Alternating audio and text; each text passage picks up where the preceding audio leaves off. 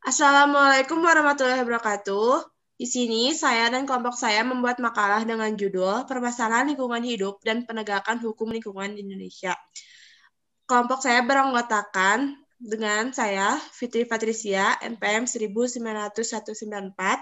Selanjutnya teman Saya Anissa Nurlailani, NPM 19.174. Saya Pauline Hasnadalila, NPM 19.193. selanjutnya anggota kelompok saya akan membacakan materi yang pertama, yaitu Faulin.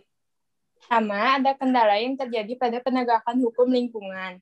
Kendala dan hambatan dalam penegakan hukum lingkungan di Indonesia dikarenakan minimnya perhatian pemerintah terhadap permasalahan-permasalahan yang timbul di masyarakat. Mengenai penegakan hukum lingkungan terkait kurangnya sosialisasi kepada masyarakat mengenai hukum lingkungan, belum lagi kurangnya kesadaran dari masyarakat akan pentingnya pengelolaan lingkungan hidup serta budaya hukum yang masih buruk dalam pengelolaan anggaran untuk bidang lingkungan hidup. Lalu ada penegakan hukum lingkungan, menyebutkan adanya hambatan atau kendala terhadap penegakan hukum lingkungan di Indonesia. Di antaranya adalah yang ke-1, ada hambatan yang bersifat alamiah jumlah penduduk Indonesia yang besar dan terbesar di beberapa pulau serta beragam suku dan budaya memperlihatkan persepsi hukum yang berbeda, terutama mengenai hukum lingkungannya. Yang kedua, kesadaran hukum dan budaya masyarakat tentang arti pentingnya menjaga kelestarian lingkungan masih rendah. Kendala ini sangat terasa dalam penegakan hukum lingkungan di Indonesia. Untuk itu, sangat diperlukan pemberian penerapan. Lalu, yang ketiga, ada peraturan hukum menyangkut penanggulan masyarakat. Lingkungan belum lengkap, khususnya masalah pencemaran, pengurasan, dan perusahaan lingkungan. Lalu yang keempat, ada para penegak hukum belum mantap khususnya untuk penegakan hukum lingkungan dan para penegak hukum dalam hal pemberian izin dan belum menguasai seluk-beluk hukum lingkungannya. Baik, selanjutnya akan dibacakan oleh Anissa Nurlailani. Yang kedua, ada kendala yang menjadi permasalahan dalam lingkungan hidup. Permasalahan lingkungan hidup pada hakikatnya adalah permasalahan ekologi. Inti permasalahan lingkungan hidup ialah hubungan timbal balik antara makhluk hidup dan dengan lingkungannya. Apabila hubungan timbal balik antara makhluk hidup dengan lingkungannya berjalan secara teratur dan merupakan suatu kesatuan yang saling mempengaruhi, maka terbentuklah suatu sistem ekologi yang lazim disebut ekosistem. Karena lingkungan terdiri dari komponen hidup dan tak hidup, maka ekosistem pun terbentuk oleh komponen hidup dan tak hidup yang berinteraksi secara teratur sebagai suatu kesatuan dan saling mempengaruhi satu sama lain. Undang-Undang PPLH menyatakan ada dua jenis masalah lingkungan hidup yang perlu dicegah terjadinya dan diatasi jika timbulnya kedua masalah itu tidak dapat dicegah oleh pemberlakuan ketentuan UU PPLH. Kedua masalah lingkungan itu adalah pencemaran lingkungan dan kerusakan lingkungan. Menurut J. Barros dan J.M. Johnson, timbulnya masalah-masalah lingkungan erat kaitannya dengan aktivitas pembangunan yang dilakukan manusia. Ini antara lain disebabkan oleh yang pertama kegiatan-kegiatan industri dalam bentuk limbah, zat-zat buangan yang berbahaya seperti logam berat, zat radioaktif, dan lain-lain. Kedua, kegiatan pertambangan berupa terjadinya perusakan instalasi, kebocoran, pencemaran buangan penambangan, pencemaran udara, dan rusaknya lahan bekas pertambangan. Ketiga, kegiatan transportasi berupa kepulan asap, naiknya suhu udara kota, kebisingan kendaraan bermotor, tumpahan bahan bakar berupa minyak bumi dari kapal tanker. Keempat, kegiatan pertanian terutama akibat dari residu pemakaian zat-zat kimia untuk memberantas serangga atau tumbuhan pengganggu seperti insektisida, pestisida, herbisida, fungisida, dan juga pemakaian pupuk anorganik. Pencemaran dan perusakan lingkungan terus meluas tiada henti melanda biosfer dengan rentetan kompleksitas konsekuensinya. Baik, selanjutnya giliran saya. Faktor apa sajakah yang menjadi hambatan penegak hukum lingkungan?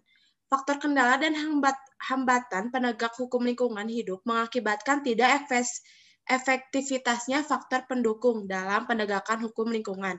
Banyak peraturan-peraturan yang telah dikeluarkan oleh pemerintah, namun pelaksanaan di lapangannya masih banyak kendala dan hambatan yang ditemui. Kendala dan hambatan itu terletak pada faktor, yaitu yang pertama dari faktor sarana hukum. Sarana hukum merupakan faktor kendala dan hambatan dalam penegakan hukum lingkungan. Yang kedua, aparat penegak hukum. Banyak kasus-kasus lingkungan terkendala dikarenakan jumlah aparat penegak hukumnya yang belum mampu menangani kasus-kasus lingkungan yang masih sangat terbatas. Yang ketiga, fasilitas dan sarana. Fasilitas dan sarana adalah alat untuk mencapai tujuan penegakan hukum lingkungan. Ketiadaan atau keterbatasannya fasilitas dan sarana penunjang akan sangat mempengaruhi keberhasilan penegakan hukum lingkungan. Yang keempat, ada perizinan. Perizinan memang menjadi salah satu masalah yang lebih banyak memberi peluang bagi berkembangnya masalah lingkungan ketimbang membatasinya. Yang kelima, ada sistem AMDAL. Dalam prakteknya, AMDAL lebih mengarah pada penonjolan pemenuhan ketentuan administratif daripada substantifnya. Artinya, pesatnya permintaan akan AMDAL merupakan mata rantai kewajiban dalam urusan perizinan dalam suatu usaha atau dipandang sebagai mekanisme keterbukaan dokumen AMDAL bagi masyarakat tidak berjalan sesuai dengan harapan. Bahkan, masyarakat yang terkena dampak tidak mengetahui secara pasti adanya suatu aktivitas kegiatan tersebut. Yang terakhir, kesadaran hukum masyarakat terhadap lingkungan. Keputusan dan ketaatan terhadap ketentuan hukum lingkungan merupakan indikator kesadaran hukum masyarakat. Peran serta masyarakat menurut Undang-Undang Pengelolaan Lingkungan merupakan komponen utamanya di samping keberadaan penegak hukum tersebut untuk mencapai tujuan hukum melalui sarana penegakan hukum dengan cara melakukan penegakan hukum lingkungan hidup.